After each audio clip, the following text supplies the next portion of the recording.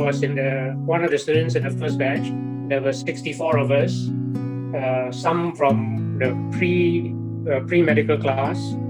So they were in there in the science faculty before I came in. And I think on graduation, there were 63 of us, possibly, if I'm right. There were 63 of us who graduated in 1969. Yes.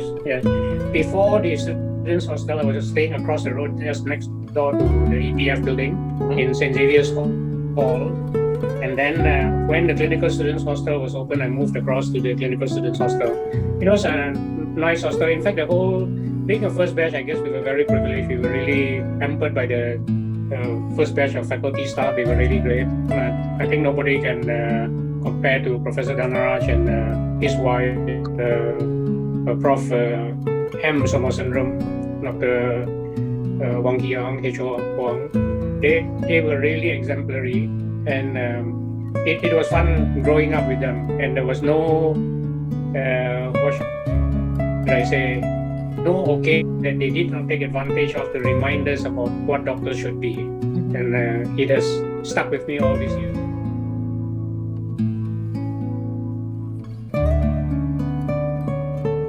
I'm in Southern California now. I'm married here and I live here because my whole family came here. But I was in the class of 74, 79. And I have good memories of my life at CSH, it was called then.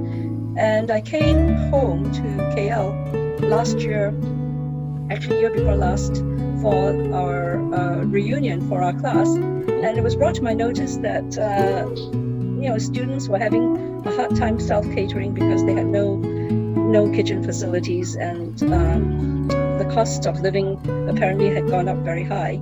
And apparently some of the students were surviving on just 1 or 2 meals a day. And medical school is hard enough without going hungry. And I remember I was always hungry and always tired in medical school because there's just so much to do. And I just wanted to pitch in.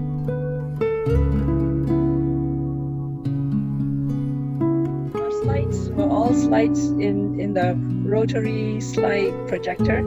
And we were always flipping our slides backwards, forwards, or upside down. So we had to go manually into the projector and flip them back and forth. So that's a huge difference. No computers. We took our foolscap paper and we wrote copious notes. But somehow we managed to learn medicine. And, I never took to computers well because I'm very much a pen and paper person. And it's just amazing how much computers can do.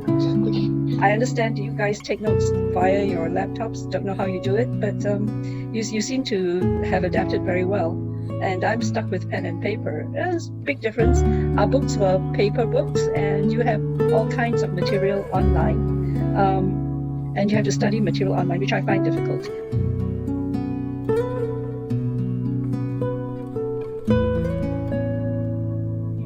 You already have a lot of camaraderie and making friends and all those things, something that will last for your life, let's put it this way.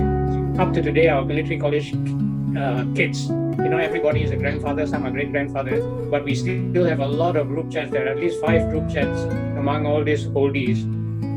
Some of them are pretty good news when they chat and say so-and-so has a new grandchild or a new great-grandchild. But unfortunately, a lot of sad things and say so-and-so has been admitted with cancer and so has passed away.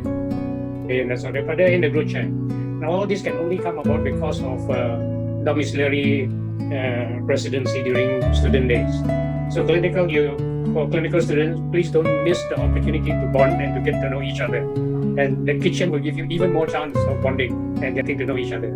By the end of your medical school, when you graduate, I'm sure you'll know who knows how to cook this and who knows how to cook that and who is a lousy cook and should be sent to the kitchen to do the wash up rather than the cooking.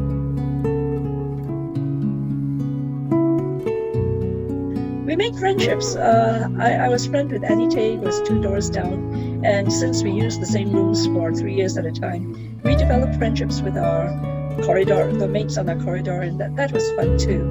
At that time, meals were communal, so we had regular tables with regular dinner mates, and it has good memories. A lot of the original plants are gone. The acacia trees in the back are gone, so we miss that because they were really very pretty to look at.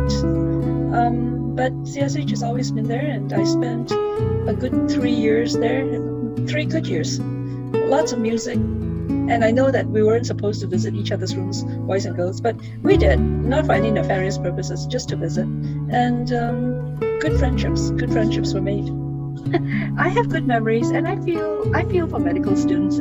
Although I said I had fun there, those 5 years are hard work, and it would be nice that you received support from the people who have gone on before you, because we know how difficult it was. I know how difficult it was for me, and any bit of help or encouragement you could get from your fellow students would have been so welcome.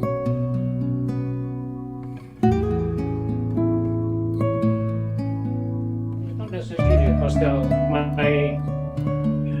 As I said, as I sit down and reflect on my life, I'm saddened at the state that medicine as a profession is headed, or nursing as a profession is headed as well.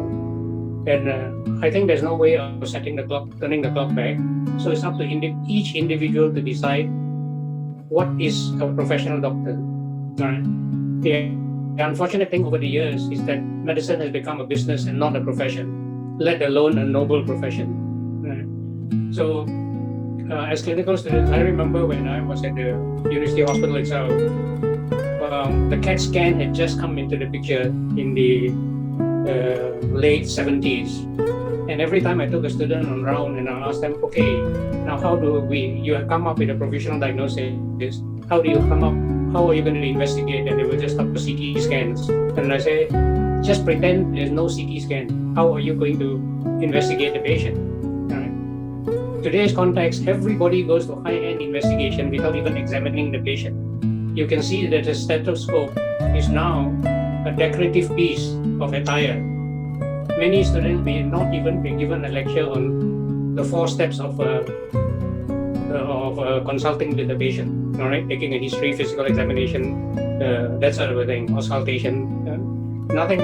So we have to concentrate on that. And I wish, and I've not been back to University Hospital for a long time. I don't know the clinical teachers very well, and I wish that the clinical teachers will still concentrate on this aspect, the basic aspect of healthcare, not the expensive part of it.